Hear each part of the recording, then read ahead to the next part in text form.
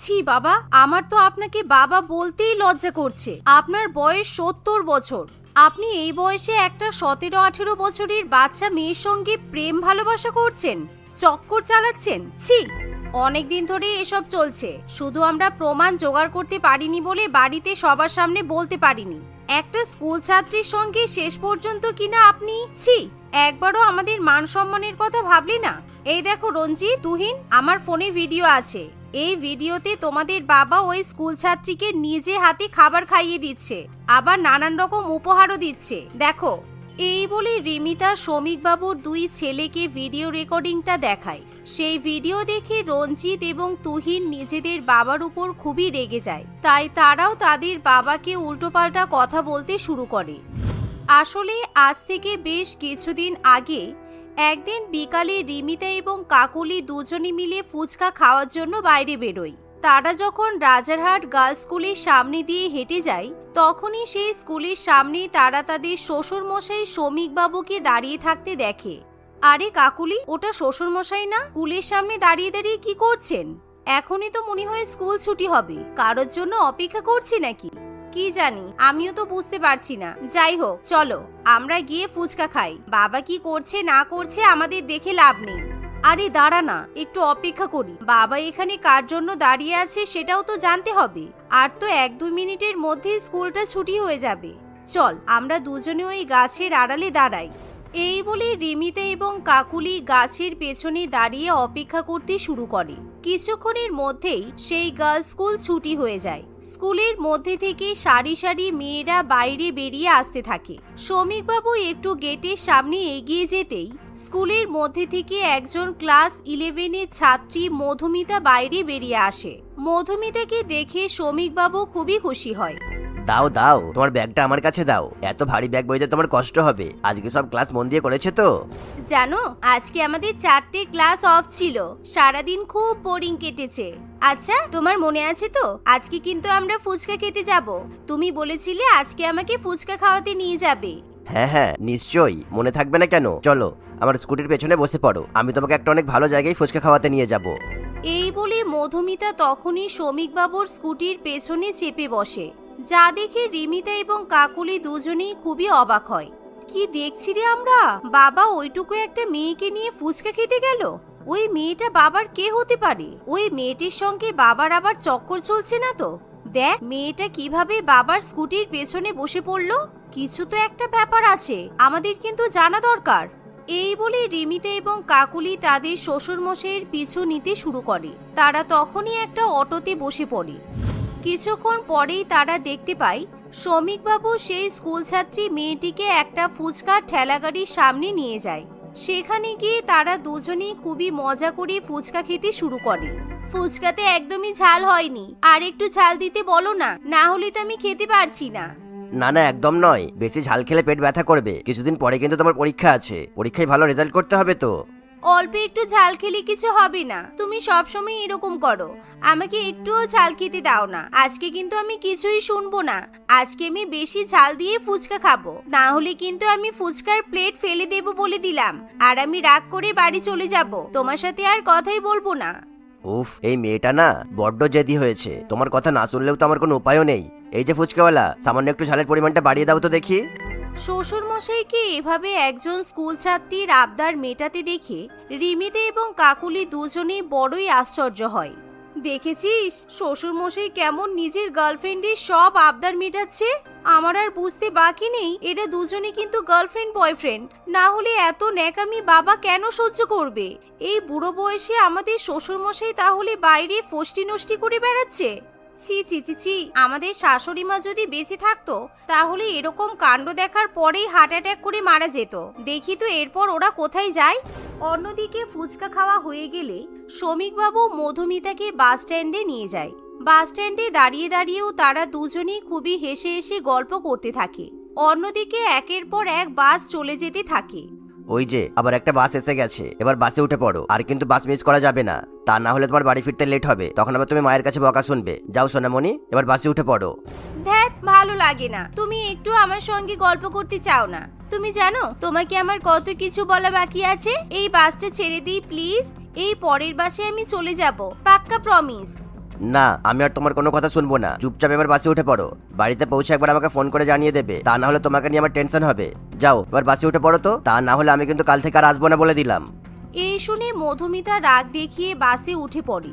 মধুমিতা চলে গেলে শ্রমিকবাবু নিজের স্কুটি ঘুরিয়ে বাড়ির দিকে রওনা দেয়। এদিকে রিমিতা এবং কাকুলি তাদের শ্বশুরমশাইয়ের কাণ্ড কারখানা দেখে ভীষণই রেগে যায়। দুজনের গদগদ প্রেম দেখে আমার তো মাথায় হাত পড়ে যাচ্ছে। আমাদের কিন্তু এবার ব্যাপারটা বাড়ির ছেলেদেরকে জানাতে হবে, তা না হলে ওই ঢ্যামনা বুড়ো আরো বেশি বাড়াবাড়ি করবে। কোনো ঠিক নেই, যদি ওই বাচ্চা মেয়েটাকে বিয়ে করে বাড়িতে নিয়ে যায় তখন কি হবে? ওই বাচ্চা পিচ্চি মেয়েটাকে আমাদের শাশুড়ি মা বলে ডাকতে হবে। আরে কিছু বলার আগে তো আমাদের প্রমাণ জোগাড় করতে হবে, তা না হলে আমাদের কথায় রঞ্জিত কিংবা তুহিন কেউই বিশ্বাস করবে না। আমাদের শুধু একটা ভালো প্রমাণ জোগাড় করতে হবে, তারপর ওই বুড়ো ব্যাটাকে ঘাড় ধাক্কা দিয়ে বাড়ি থেকে বার করব। সেদিনের পর থেকে রিমিতা এবং কাকুলি তাদের শ্বশুর মশাইয়ের উপর নজর রাখতে শুরু করে। একদিন শ্রমিকবাবু তার বড় বৌমার কাছে কিছু টাকা চায়। বড় বৌমা, তুমি কি আমাকে 2000 টাকা দিতে পারবে? আসলে আমার 2000 টাকার খুব দরকার। ভেবেছিলাম আমি রঞ্জিত কিংবা তুহিনের কাছ থেকে চাইবো, কিন্তু ওরা তো আজকে খুব তাড়াতাড়ি বাড়ি থেকে বেরিয়ে গেল। তাই তুমি যদি টাকাটা দিতে তাহলে খুব ভালো হতো। বুড়োটা মনে হচ্ছে নিশ্চয়ই আজকে ওই স্কুল ছাত্রীর জন্য কোনো উপহার কিনবে, সেই জন্য আমার কাছে টাকা চাইছে। ঠিক আছে, এই বুড়ো কতবার বাড়তে পারে আমিও দেখব। হ্যাঁ বাবা, নিশ্চয়ই, দাঁড়ান, আমি এখনই আপনাকে 2000 টাকা দিচ্ছি। এই বলে রিমিতা তার শ্বশুর মশাইকে 2000 টাকা দেয়। সেই টাকা নিয়ে শ্রমিকবাবু এক দোকানে যায় আর মধুমিতার জন্য হেয়ার ড্রায়ার কিনে নিয়ে আসে। কেউ যাতে দেখতে না পায় সেজন্য শ্রমিকবাবু সেই হেয়ার ড্রায়ার নিজের ঘরে লুকিয়ে রেখে দেয়। কিন্তু রিমিতা তার শ্বশুরমশাইয়ের ঘরে ঢুকে চুপি চুপি সেটা দেখতে পেয়ে যায়। দেখেছিস কাকুলি, আমি বললাম না বুড়োটা নিশ্চয়ই ওই মেয়েটার জন্য কিছু কিনবে। এখন তাহলে প্রেমিকার জন্য হেয়ার ড্রায়ার কেনা হচ্ছে। আরে আমাকে আবার বললো আজকে লুচি পায়েস আলুর দম বানিয়ে টিফিনে ভর্তি করে দিতে। ওনার নাকি কোন বন্ধুর জন্মদিন, তাই তাকে খাওয়াবে। চলো আজকে আমরা বাবাকে ফলো করি, আজকে আমরা সবটাই ভিডিও রেকর্ডিং করব। এই বলে কাকুলি এবং রিমি সেদিন আবার শ্রমিকবাবুকে ফলো করে। আর সেদিন যেহেতু মধুমিতার জন্মদিন থাকে, তাই শ্রমিকবাবু মধুমিতাকে হেয়ার ড্রায়ার উপহার দেয় এবং তাকে নিজে হাতে খাবারও খাইয়ে দেয়। যেই দৃশ্য রিমিতা এবং কাকুলি ভিডিও রেকর্ডিং করে এবং বাড়িতে গিয়ে তাদের স্বামীদের দেখিয়ে দেয়। কিন্তু শ্রমিকবাবু নিজের বিরুদ্ধে এরকম অপবাদ মেনে নিতে পারে না। তোরা এবার চুপ কর, আমি আর নিজের বিরুদ্ধে এরকম অপবাদ শুনতে পারছি না। এতক্ষণ তো নিজের স্ত্রীদের কথা শুনলেই, এবার আমার কথাটা শোন। ওই স্কুল ছাত্রীর সঙ্গে আমার কোনো সম্পর্ক নেই। আসলে তারা সবাই শুধু শুধু শ্রমিকবাবু এবং মধুমিতার উপর সন্দেহ করে। আদতে শ্রমিকবাবু খুবই ভালো মনের একজন মানুষ ছিল, তার সাথে ওই স্কুল ছাত্রীর কোনো রকম খারাপ সম্পর্ক ছিল না। আজ থেকে প্রায় 6 মাস আগে একদিন শ্রমিকবাবু যখন স্কুটি নিয়ে রাস্তা দিয়ে যায়, তখনই সে ওই মধুমিতা নামের মেয়েটিকে রাস্তার মাঝখানে গাড়ির সামনে দাঁড়িয়ে থাকতে দেখে। মধুমিতাকে এরকম ভাবে আত্মহত্যা করার চেষ্টা করতে দেখে শ্রমিকবাবু খুবই ভয় পেয়ে যায় আর সে তখনই মধুমিতাকে রক্ষা করে। এ কি মেয়ে, তুমি রাস্তার মাঝখানে এরকম ভাবে দাঁড়িয়েছিলে কেন? আর একটু হলে তো এই গাড়িটা তোমাকে মারিয়ে দিয়ে চলে যেত, তখন কি হতো বলো তো? আপনি আমাকে বাঁচালেন কেন? আমি মরতে চাই, আমি আজকে সুইসাইড করব, আপনি চলে যান এখান থেকে। তুমি কি পাগল হয়ে গেছো? সুইসাইড করবে কেন তুমি? তোমার কিছু হয়ে গেলে তোমার মা বাবা বন্ধু বান্ধব সবাই তো খুব কষ্ট পাবে। এরকম পাগলামি কেন করছো? কেউ কষ্ট পাবে না, আমাকে কেউ ভালোবাসে না, কেউ না। আমার তো বাবাও নেই, আমার মা খুব গরিব। আমার মা লোকের বাড়িতে কাজ করে আমাকে পড়াশোনা শেখায়, আর আমি গরিব বলে আমার স্কুলে আমার সঙ্গে কেউ কথা বলে না, আমার কেউ বন্ধু হতে চায় না। আমার এরকম জীবন চাই না, কেউ আমার বন্ধু হবে না বলেছে। এমনকি আমার মায়েরও আমার কথা শোনার মতো সময় নেই, তাই আমি মরে যেতে চাই। মধুমিতার মুখে এমন কথা শুনে শ্রমিকবাবুর খুবই খারাপ লাগে। শুধু তাই নয়, মধুমিতাকে দেখে শ্রমিকবাবুর ছোট মেয়ে অদিতির কথা মনে পড়ে। দুর্ভাগ্যবশত অদিতি ক্লাস 10-এ পড়ার সময় এক রোড অ্যাক্সিডেন্টে মারা যায়। কিন্তু মধুমিতার চেহারার সাথে শ্রমিকবাবু তার মৃত মেয়ের চেহারার মধ্যে সাদৃশ্য খুঁজে পায়। এক মুহূর্তের জন্য তার মনে হয় সে যেন তার হারিয়ে যাওয়া মেয়েকে খুঁজে পেয়েছে। এই মেয়েটাকে দেখে তো আমার নিজের মেয়ের কথা মনে পড়ছে। আমার মেয়েটা যেমন রোড অ্যাক্সিডেন্টে মারা গিয়েছিল, আমি এই মেয়েটাকে মারা যেতে দেবো না। আমি এই মেয়েটার বন্ধু হব। এই মেয়েটাও আমার মতো বড্ড একা। মালতী মারা যাওয়ার পর আমিও বড্ড একা হয়ে গেছি। আমার কথা শোনার মতো তো কেউ নেই। এই যে আমার হাতটা ছাড়ো। কি ভাবছো তুমি দাদু? তোমার বন্ধু নেই তাতে কি হয়েছে? আজ থেকে আমি তোমার বন্ধু। তুমি আজ থেকে তোমার সমস্ত দুঃখের কথা আমার সাথে শেয়ার করবে। আমি তোমার সমস্ত কথা শুনবো। এমন কথা শুনে মধুমিতা খুবই খুশি হয়। কি তুমি সত্যি বলছো? তুমি আমার বন্ধু হবে? ঠিক আছে, আজকে থেকে আমি তাহলে তোমাকে বন্ধু বলে ডাকবো। তোমার তো স্কুটি আছে, চলো আমাকে তাহলে আমার বাড়ি পর্যন্ত পৌঁছে দেবে। আমি আমার মায়ের সঙ্গে তোমার আলাপ করিয়ে দেব। এই শুনে শ্রমিকবাবু তখনই মধুমিতাকে স্কুটিতে বসিয়ে তার বাড়িতে নিয়ে যায়, যেখানে মধুমিতার মায়ের সঙ্গে আলাপ করে শ্রমিকবাবু জানতে পারে আসলে দীর্ঘদিন ধরে একা থাকতে থাকতে আমার মেয়ের মাথায় একটু সমস্যা হয়ে গেছে। ও নিজেকে বড্ড একা বলে মনে করে। ও মনে করে এই পৃথিবীতে ওকে কেউ ভালোবাসে না। আর আমার তো এই পৃথিবীতে আমার মেয়েকে ছাড়া কেউই নেই। ওর জন্য আমাকে দিনরাত অনেক পরিশ্রম করতে হয়। ডাক্তার বলেছে ওকে যতটা সম্ভব বেশি সময় দিতে, তাহলে ধীরে ধীরে ও হয়তো সুস্থ স্বাভাবিক হয়ে উঠবে। কিন্তু আমি চাইলেও তো ওকে সময় দিতে পারি না, তাই মাঝে মধ্যে উল্টোপাল্টা কাজকর্ম করে বসে। আপনাকে অনেক ধন্যবাদ আমার মেয়েকে সুরক্ষিত অবস্থায় বাড়িতে পৌঁছে দেওয়ার জন্য। তুমি একদম চিন্তা করবে না মা, আমি মধুমিতার খুব ভালো বন্ধু হয়ে দেখাবো। তুমি খুব ভালো ডাক্তারকে দিয়ে মধুমিতার চিকিৎসা করাও। ওর যে কোনো সুবিধা অসুবিধাতেই আমি সবসময় ওর পাশে থাকবো, আমি কথা দিচ্ছি। সেদিনের পর থেকে শ্রমিকবাবু মধুমিতার ভালো বন্ধু হয়ে ওঠে। মধুমিতা ছোট বড় সমস্ত আবদার পূরণ করে। মধুমিতাকে কখনো ফুচকা খাওয়াতে নিয়ে যায়, কখনো বা মধুমিতার মায়ের অনুমতি নিয়ে তাকে পার্কে ঘুরতেও নিয়ে যায়। মধুমিতার জন্য ছোট বড় গিফটও কিনে নিয়ে যায়। প্রয়োজনে মধুমিতার বইপত্র, ব্যাগ ইত্যাদি শ্রমিকবাবু কিনে দেয়। কিন্তু দূর থেকে তাদের এরকম সম্পর্ক দেখে রিমিতা এবং কাকুলি তার উপর সন্দেহ করে বসে। আসল সত্য ঘটনা জানার পর রিমিতা এবং কাকুলি খুবই লজ্জিত বোধ করে। আমাদের ক্ষমা করে দিন বাবা, আমরা শুধু শুধু আপনার উপর সন্দেহ করেছি। আপনাকে নিয়ে মনের মধ্যে খারাপ ধারণা পুষেছি। আমরা যদি ডিরেক্ট আপনাকে ব্যাপারটা জিজ্ঞাসা করতাম তাহলে হয়তো আজকে এত কিছু হতো না। কাকুলিও তার শ্বশুর মশাইয়ের কাছে ক্ষমা চেয়ে নেয়। সেদিনের পর থেকে রিমিতা এবং কাকুলি মধুমিতার ভালো বন্ধু হয়ে ওঠে। মধুমিতা এখন প্রায় সময় তাদের বাড়িতে আসা যাওয়া করে। রঞ্জিত এবং তুহিন মধুমিতার পড়াশোনার সমস্ত খরচ বহন করে। মধুমিতার মাকে আর্থিকভাবে সাহায্যও করে থাকে। দেখতে দেখতে এভাবেই 1 বছরের মধ্যে মধুমিতা অন্যান্য মেয়েদের মতো সুস্থ স্বাভাবিক হয়ে ওঠে। সে এখন মন দিয়ে পড়াশোনা করতে থাকে।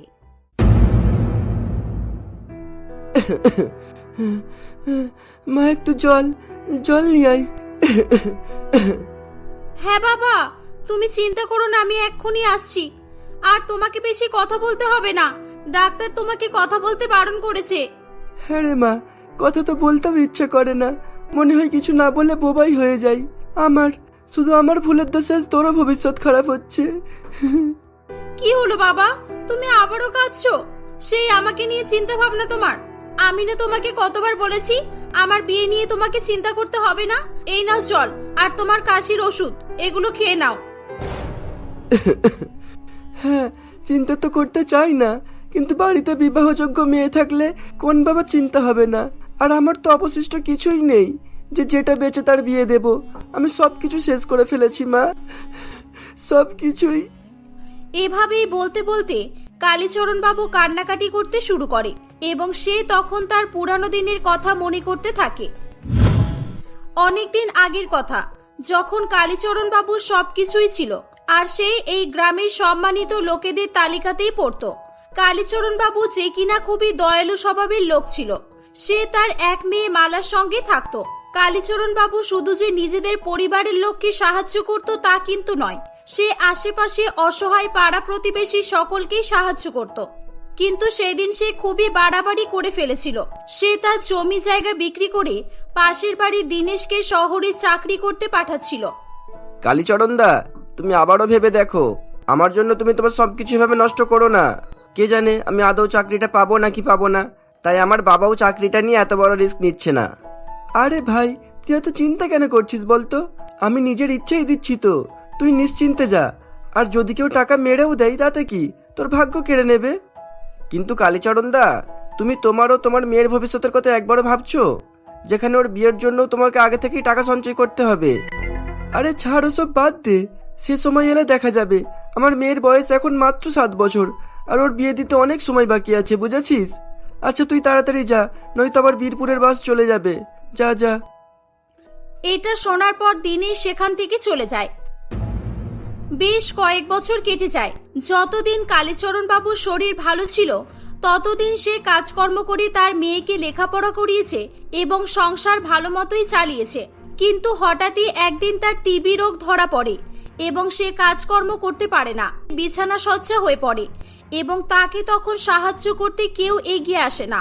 সে এতদিন নিজের সর্বস্ব দিয়ে লোককে সাহায্য করেছে, কিন্তু আজকে তার দুঃসময়ে কেউ তাকে সাহায্য করছিল না। আর এদিকে মালাও বিবাহযোগ্য হয়ে উঠেছিল, তাই তার চিন্তা দ্বিগুণ হয়ে দাঁড়িয়েছিল।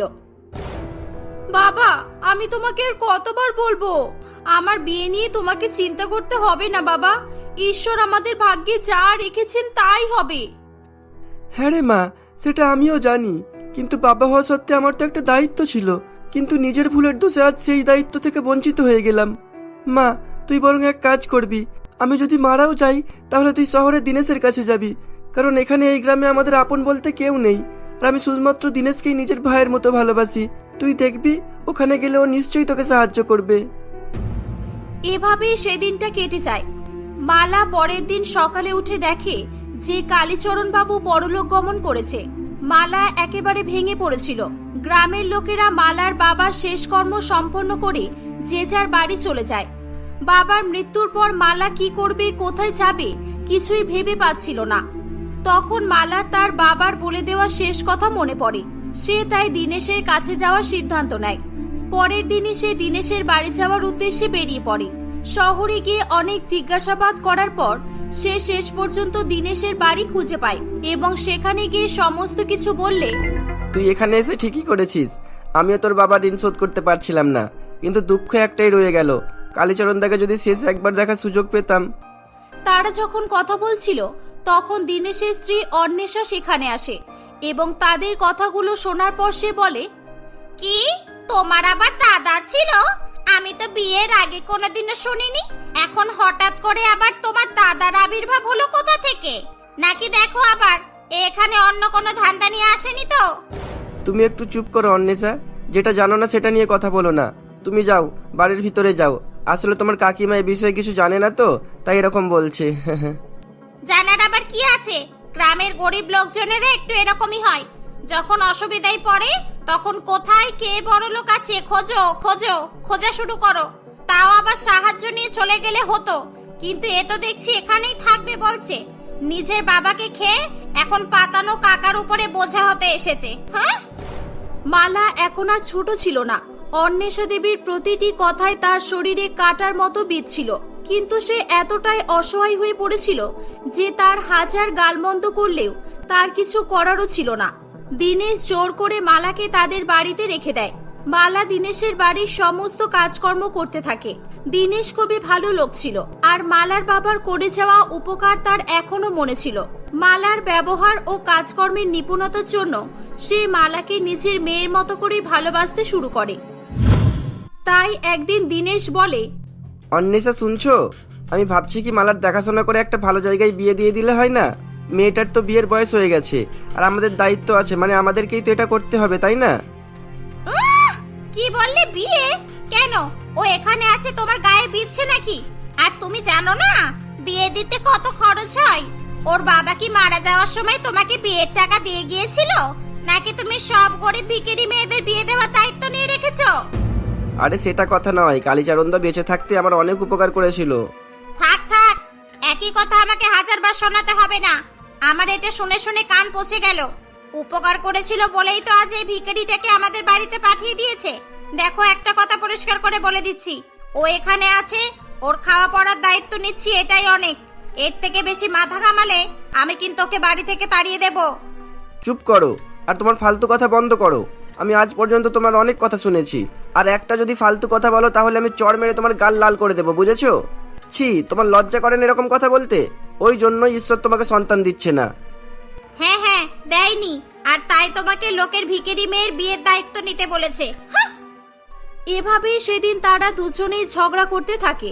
অন্বেষা দেবী আরো বেশি অপমানজনক কথাবার্তা বলতে থাকে। সেগুলো শুনে দীনেশ বাবু খুব রেগে যায় এবং রেগে গিয়ে সে অন্বেষা দেবীকে মারধর করতে শুরু করে। তখন তাদের ঝগড়া শুনে মালা সেখানে আসে। কাকু, তুমি কাকিমাকে মারবে না, প্লিজ কাকিমাকে ছেড়ে দাও। আমি জানি এই সব কিছু আমার জন্য হচ্ছে। আমি না এই বাড়িতে আসতাম আর না তোমাদের এত ঝগড়া হতো। আমারই কপাল খারাপ, আমার বাবা আমার বিয়ের চিন্তা ভাবনা করতে করতে মারা গেল। আর এখন কাকু, তুমি আমার বিয়ের কথা ভাবতেই তোমাদের মধ্যে ঝগড়া হচ্ছে। আমার মনে হয় আমার কপালে বিয়ে লেখা নেই, তাই আমার বিয়ের কথা উঠলে এত সমস্যা হয়। না রে, দোষ তোর নয়, এখানে দোষ সম্পূর্ণ তোর কাকির। ও তোকে কখনোই আপন ভাবে না, সব সময় ছোট করে দেখে। না কাকু, কাকিমার কোনো দোষ নেই। কাকিমা তো আমাকে মায়ের মতো ভালোবাসে। আমি ছোটবেলা থেকে কখনোই আমার মাকে দেখিনি। এখানে এসে কাকিমাকেই আমি মা ভাবতে শুরু করেছিলাম, আর কাকিমা হয়তো আমার ভালোর জন্যই বলছে। মালার মুখে এরকম কথা শুনে অন্বেষার ভুল ভাঙে। মালার কান্নায় তার মনের দুঃখ প্রকাশ পাচ্ছিল। অন্বেষা দেবী মালার কাছে ক্ষমা চায়। তুই কাঁদিস না রে মা, আমি তোর কষ্টটা অনুভব করতে পারছি। কে বলেছে তুই আমার মেয়ে নোস? তুই আমারই মেয়ে। আজ থেকে আমিই তোর মা। দেখবি, আমি তোকে খুব ভালো জায়গায় বিয়ে দেব। তোর কোনো চিন্তা নেই। তোর বাবা যেরকম তার সর্বস্ব দিয়ে আমাদের ভবিষ্যৎ গড়েছে, ঠিক তেমনি আমরাও আমাদের সর্বস্ব দিয়ে তোর ভবিষ্যৎ গড়ব। অন্বেষা দেবীর মুখে এরকম কথা শুনে দীনেশ বাবুও খুব খুশি হয়। তারা কিছু ঘটককে সেখানে ডেকে পাঠায়। তাদেরকে শহরের সবথেকে ধনী পরিবারের সম্বন্ধের খোঁজ করতে বলে। ঘটকগুলি বেশ কয়েকটি সম্বন্ধ নিয়ে আসে। তাদের মধ্যে দীনেশ বাবুর সত্তম নামের একটি ছেলেকে পছন্দ হয়। কয়েকদিনের মধ্যেই অনেক টাকা যৌতুকের বিনিময়ে সত্তমের সঙ্গে মালার বিয়ে ঠিক হয়ে যায়। প্রথম দিকে মালা যৌতুকের ব্যাপারে কিছুই জানতো না, কিন্তু পরে সে যখন জানতে পারে, সে এই বিয়েতে অস্বীকার করে। না কাকু, আমি এই বিয়েটা করতে পারবো না। আজকে যে আমাকে টাকার বিনিময়ে বিয়ে করছে, কাল তার চাহিদা আরো বেড়ে যাবে, আর আমরা তখন সেই টাকা দিতে না পারলে আমাদের সংসারই হবে না। তার থেকে ভালো আমি বিয়েই করব না। যে আমাকে আমার গুণ দেখার পর নিয়ে যাবে, আমি তার বাড়িতেই যাব। কিন্তু মা, আমি ওদের চাহিদা অনুযায়ী সবকিছুই দিতে পারবো, এতে আমার কোনোই অসুবিধা হবে না। আর ভালো ধনী বাড়িতে বিয়ে হতে গেলে তো কিছু না কিছু যৌতুক দিতেই হবে। যারা যৌতুক নেবে তারা আবার কিসের ধনী? তুমি আমাকে সত্তমের ফোন নাম্বারটা দাও তো কাকু, আমি ওর সঙ্গে কথা বলতে চাই। দীনেশ বাবু তাকে সত্তমের ফোন নাম্বারটি দিয়ে দেয়। মালা সত্তমকে ফোন করে তার জীবনের সমস্ত ঘটনা এবং তার অসহায়তার কথা বলে। মালা তাকে যৌতুকের ব্যাপারটিও বলে এবং সে যে যৌতুক নিলে বিয়ে করবে না এটাও সে জানায়। সবকিছু শোনার পর সত্তমের ভুল ভাঙে এবং সে বিনা যৌতুকেই মালাকে বিয়ে করতে রাজি হয়। কয়েকদিনের মধ্যেই তাদের বিয়ে হয়ে যায়। তারা হাসি খুশি বসবাস করতে থাকে।